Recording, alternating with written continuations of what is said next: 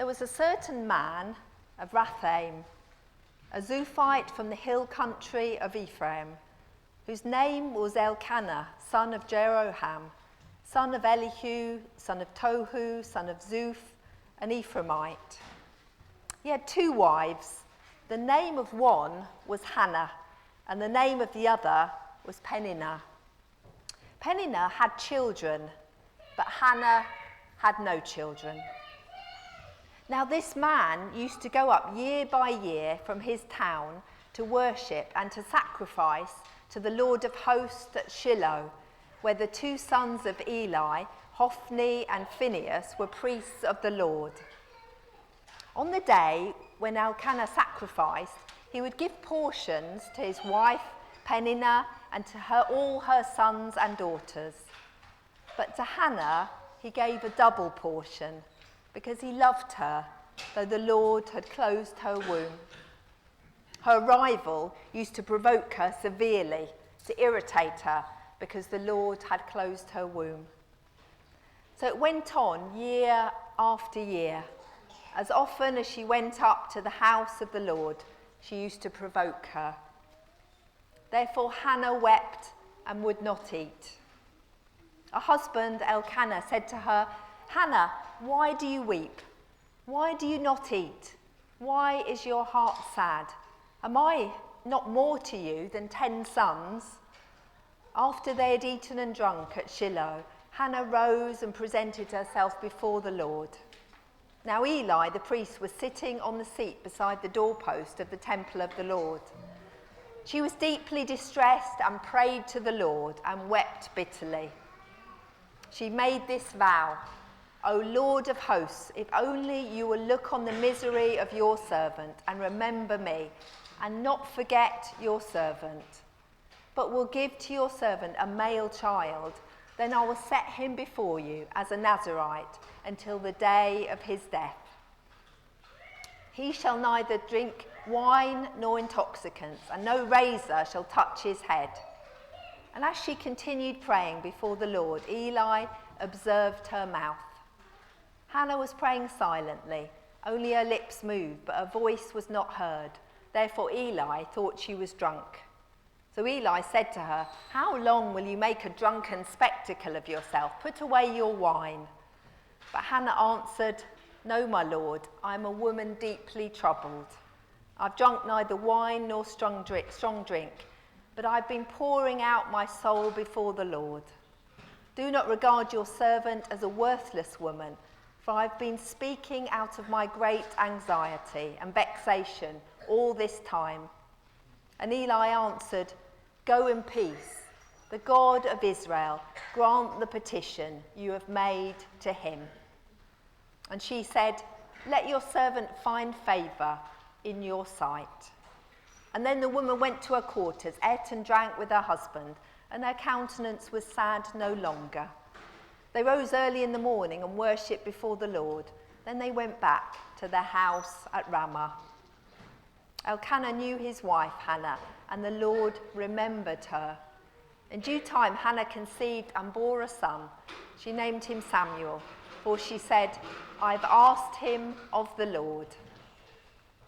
I'm going to reflect on the text that we've already read, the story of Hannah, but I'm going to read to you from the Gospels, from Mark 10:35 to 45, and these are words that can hover in the background of our reflections, reminding us of some of the issues that we have in the community of faith. James and John, the sons of Zebedee, came forward to Jesus and said to him, "Teacher, we want you to do for us whatever we ask of you." And he said to them, "What is it that you want me to do for you?" And they said to him, "Grant us to sit, one at your right hand and one at your left, in your glory." But Jesus said to them, You do not know what you are asking. Are you able to drink the cup that I drink, or be baptized with the baptism that I am baptized with?" They replied, "We are able." Then Jesus said to them, "The cup that I drink you will drink, and with the baptism with which I am baptized you will be baptized. But to sit at my right hand or at my left is not mine to grant, but it is for those for whom it has been prepared." When the 10 heard this, they began to be angry with James and John. So Jesus called them and said to them, "You know that among the Gentiles, those whom they recognize as their rulers lord it over them, and their great ones are tyrants over them. But it is not so among you. But whoever wishes to become great among you must be your servant, and whoever wishes to be first among you must be slave of all. For the Son of Man came not to be served, but to serve, and to give his life a ransom for many." Amen.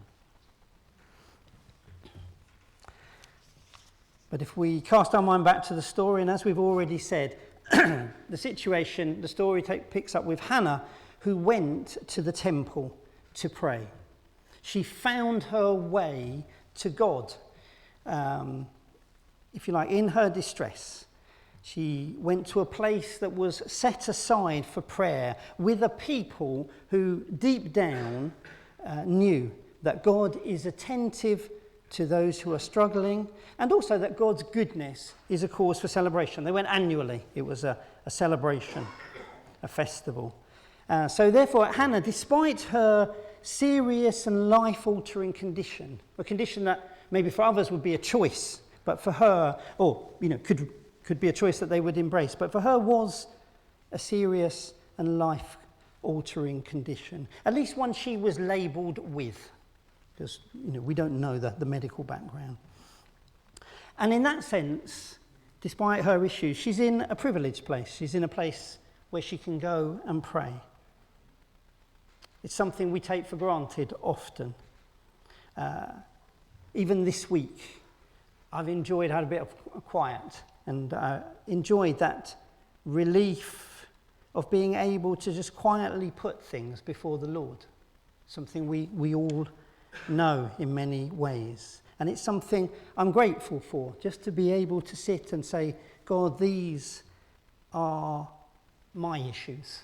These are my concerns. These are my problems. I'll put them with you and look for help, for guidance, for wisdom." That's what we know as Christians. It's the privilege and the joy and the relief of prayer. I didn't get to go to some lovely sort of festival meeting place. I was at the Hebrew Ministers Conference, which is a close thing. It wasn't at the place of meeting. It was at the British Telecom Training Centre. But you get the idea. But still, to be able to be still and be with God, it means to be tuned in to how the world really is, with God's gifts and goodness mixed in with the trials and the joys of normal life. And Hannah had all of that. She was able to bring her life to God, and that's what this story is about. And in a certain sense, noting that, it means she's not a great candidate for a sermon series on the strangers in the story.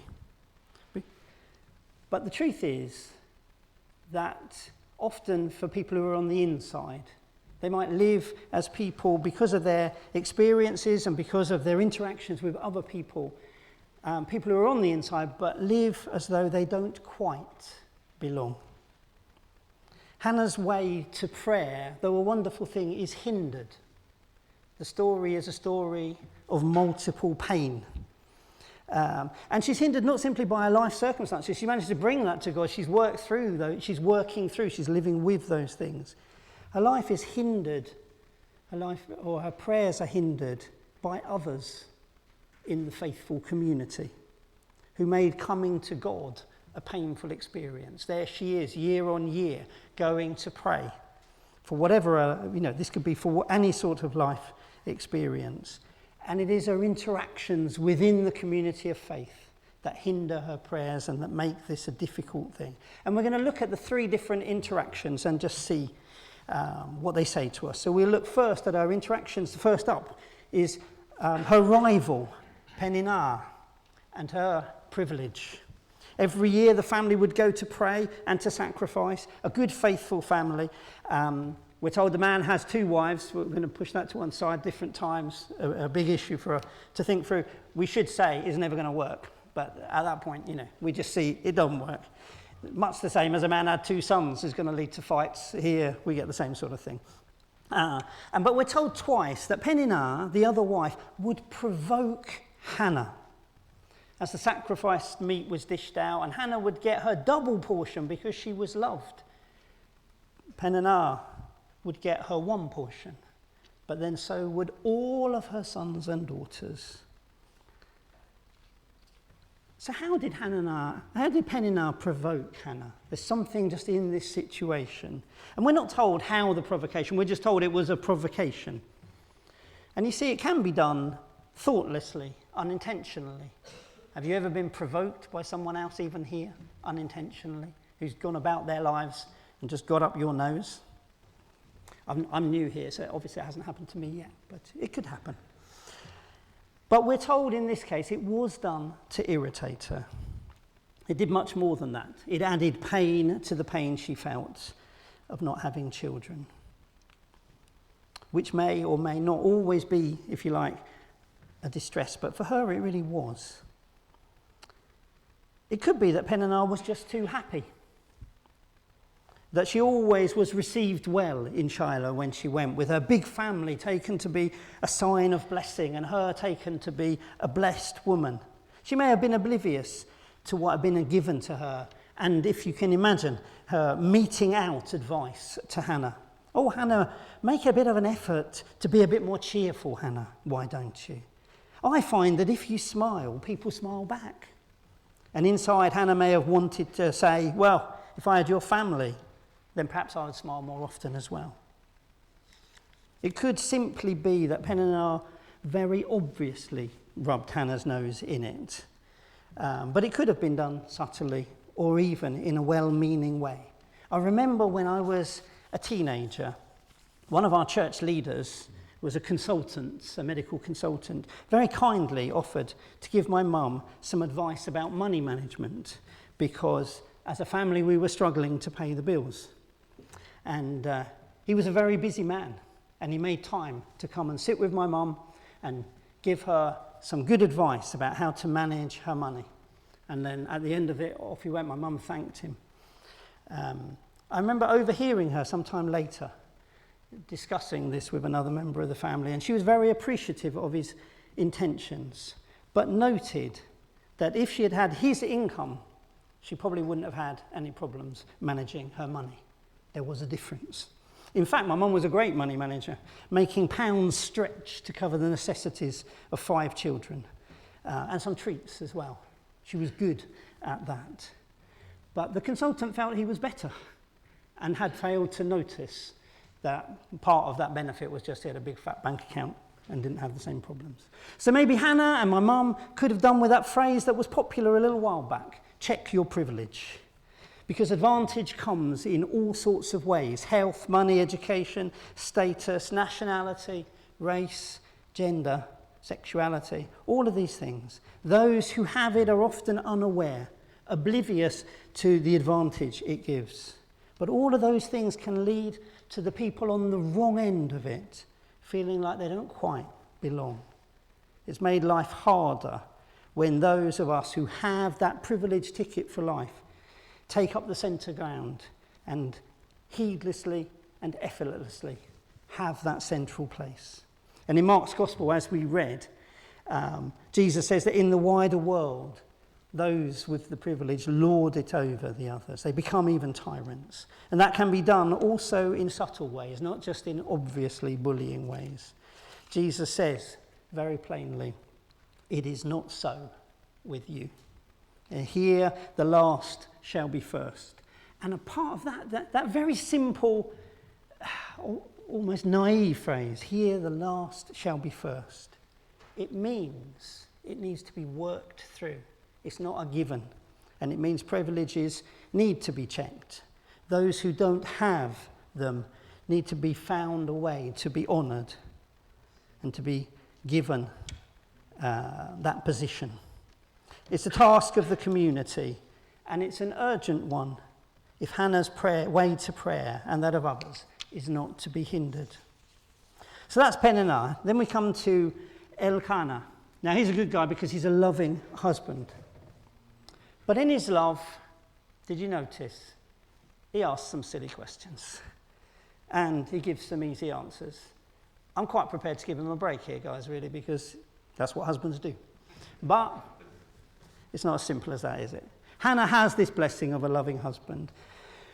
But he sees Hannah year on year in pain.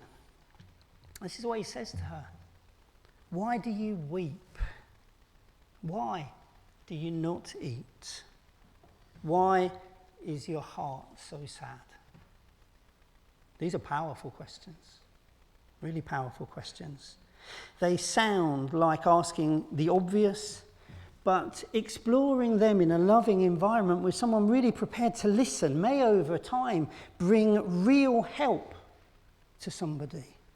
Sit down and tell me why. Let's hear your take on it. Why are you crying? Why won't you eat? Why is your heart so sad? Let's work through those things. Maybe even help draw her close to God in prayer. If the next question could have been, and where is God in all of this? Let's talk that through. Can you imagine the community of faith exploring those issues? So Elkanah was doing well. Unfortunately, then he blew it because he asks a bit of a silly question, just like a husband. Am I not worth more to you than 10 children? Oh, Elkanah. It's not all about you. You can't solve all the problems. And the quick answer is, as well, got to admire the confidence of the man, but the quick answer is no. You're not. Not to Hannah. More than that, though, Elkanah shuts down the conversation, the place where pain can be aired. He'd asked the right questions, and then he had shut it down. Am I not the answer? There are times when it's appropriate to do this, times when it can be consensual. Do you want to talk about it? No, I don't. That's absolutely fine. But here it's clumsy and probably painful, and it reduces Hannah to silence. What can she answer to that question? It's like when someone says, well, you tell them your problems and they say, well, think of those who are worse off than yourself. Or someone else says, you tell them your problems and say, well, count your blessings. Look at the pluses. Or worse still, where's your faith? God will sort that. Things that are said to help, possibly said out of love, but they leave all the work to be done with the person in pain.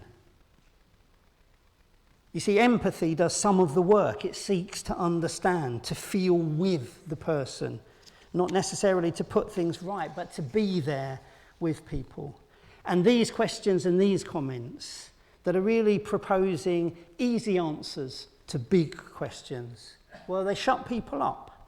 They leave them with nowhere to go. And so even Elkanah hinders the prayers of his wife in her distress. We're reminded in the New Testament that our calling is to bear each other's burdens, not minimize them, bear them. It is a task that requires not so much strength, but empathy, which is a form of strength. And then lastly, we come to Eli. Eli and his pigeonholing. Hannah is a remarkable woman of faith in many respects. Despite the provocation, despite the silly questions, she makes it to pray and she pours out her soul. She says, I was speaking all this time out of my anxiety and vexation. She encounters, though, one last hindrance to prayer. Right there, right over the threshold, in the midst of prayer, there's still one more hindrance. And that is that the one who is supposed to facilitate her prayers, draw her closest to God, to pray for her when she couldn't pray for herself, becomes a stumbling block to prayer. Let's look at what Eli does here. He sees the woman crying. Gosh, he's a man, so that's uncomfortable. She must be unstable. She's gibbering away. She must be drunk. He tells her off. He puts her right. It's, if you like, them language. You know, when you say them over there. He reads her badly or reads her wrong because he doesn't know her, but he thinks he does. These women, they're unstable. Those unstable people, they turn to drink. This is common today, isn't it? Where people who are different are often portrayed as also wrong. The work doesn't have to go into understanding them when they can be summed up and dismissed. He doesn't get her, and so he speaks out of turn. Jesus, and interestingly, every New Testament writer comments on the remedy to this particular hindrance to prayer. And we all know it, and I imagine we all wrestle with it. It's very simple advice. Do not judge.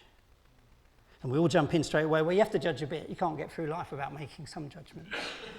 And yet we have to wrestle properly with this, because every New Testament writer comes back with this advice, with this commandment: do not judge. So at least let's not hastily add our caveats to what must be done. Paul puts it perhaps most strongly: who are you? Who are you to pass judgment on the servant of another? It is before their own Lord that they stand or fall, and they will be upheld, for the Lord is able to make them stand. Eli could have done with hearing that. And maybe he did, because he corrects himself once this remarkable woman of faith speaks back to the priest and she says, do not take me as a worthless woman. I have been pouring out my soul to the Lord. And he then shows what should be done once he realizes these things, that she's been praying out of the bitterness of her life.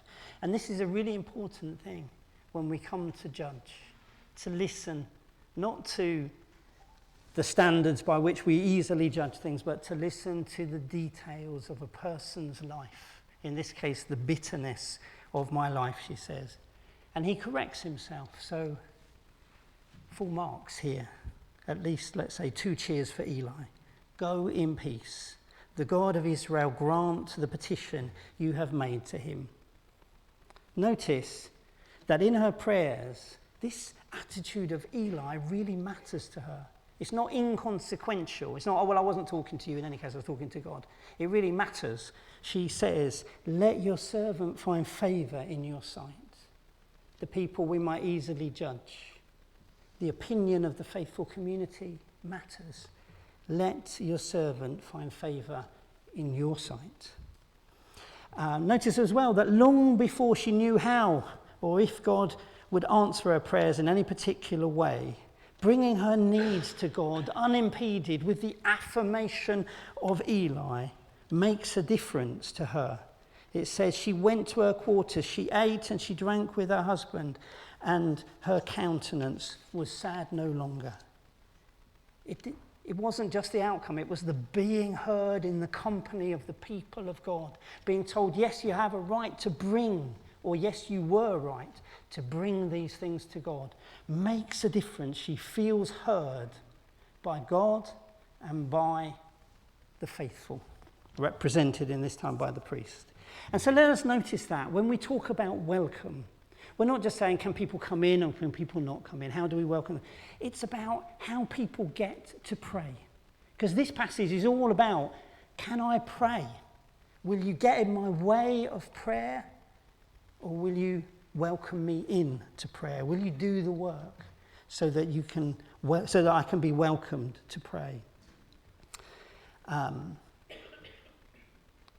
And that's what's important, because to be upheld by the prayers of others, to have them say amen, to learn from others the conviction that God is attentive to our prayers, to have space made for us to pray in need and in joy. That's it. That's what we all need.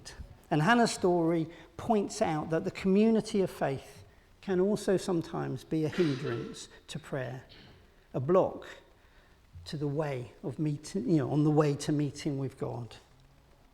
It can be done through provocation and oblivious exercise of privilege.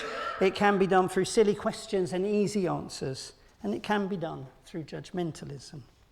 And we are called instead to not lord it over others, to bear each other's burdens, and to not judge one another. This is a big part of welcoming strangers into the grace of God. And it also ensures that those of us who are here don't live with the experience of not quite belonging. Amen. We're going to celebrate that welcome in song now.